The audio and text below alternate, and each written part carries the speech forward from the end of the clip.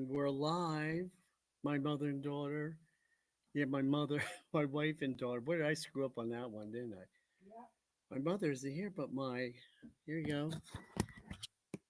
There they are. We're in Brevard at Black Forest Campground.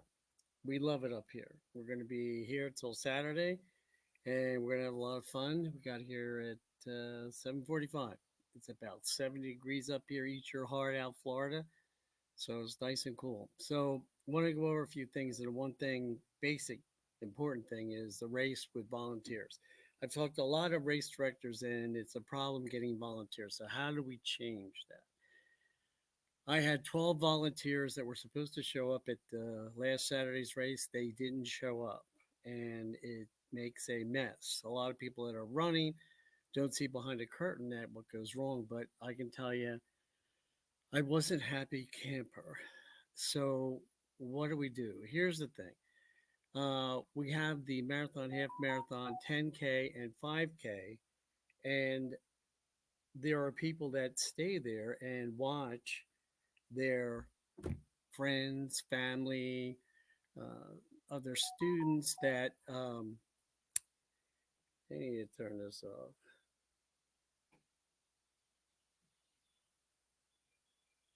There we go.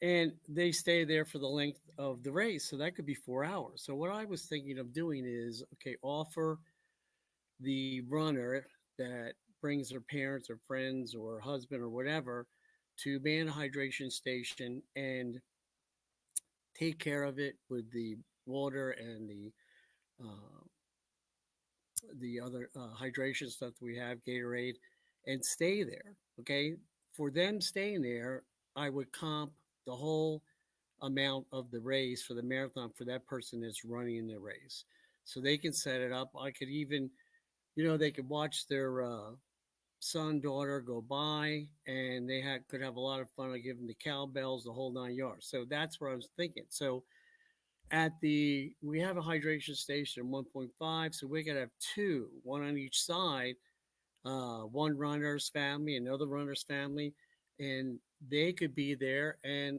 they don't have to pay. I mean, I think it's a great deal for us and for them. So the one that would also be there is we have a little loop, and where they come back, the half of the marathon, they turn around, they do 2 laps for the half, they do 4 laps for the marathon.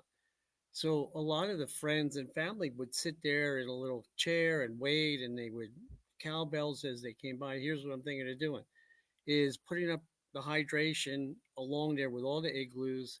They can go and you know also hydrate while they're watching them, and I can put up a tent for somebody who wants to take care of that hydration station and comp the um, student or the runner, whatever associate or their partner, whatever whatever whoever's going to run that thing. So they would be there, and the runner would not have to pay, and then the other people would have the advantage of seeing their friends, family, and so forth come across the line twice or 4 times for the marathon.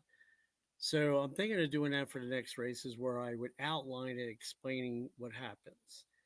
Um, the other perk that I'm thinking about is if they do that, I'm thinking about getting a visor that has their logo of the race, give them a visor because I really want them to enjoy the race. I had a father and his wife were there for his daughter, and it worked out very well. They stayed for the length of the half marathon.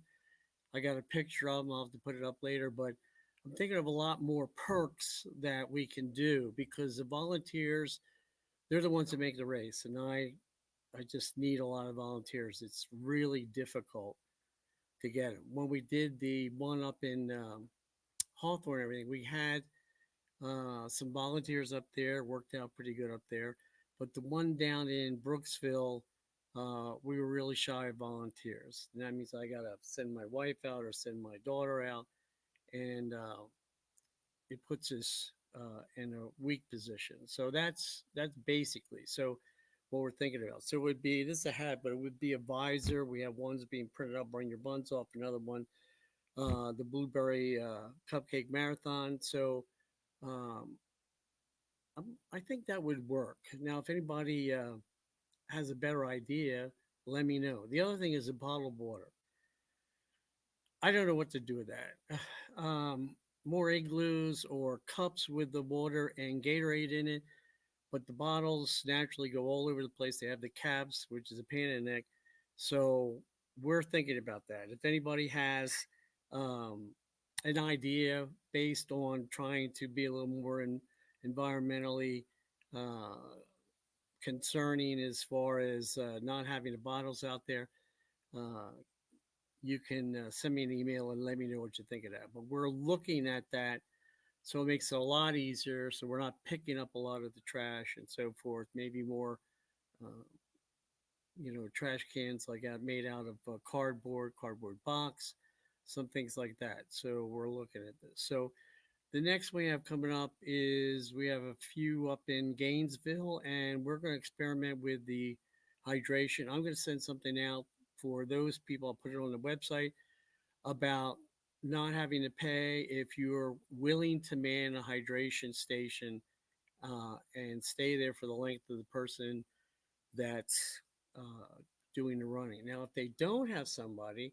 uh, we could possibly do something else. So I'm going to think about that next week on Wednesday night.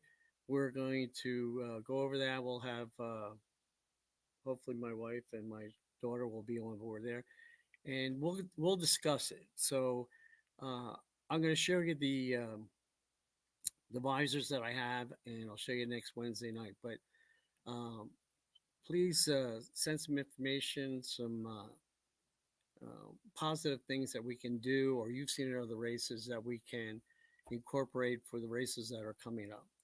So we're up here, we're in the cabin, we're camping, and we're going to have a blast. So I will see you next week.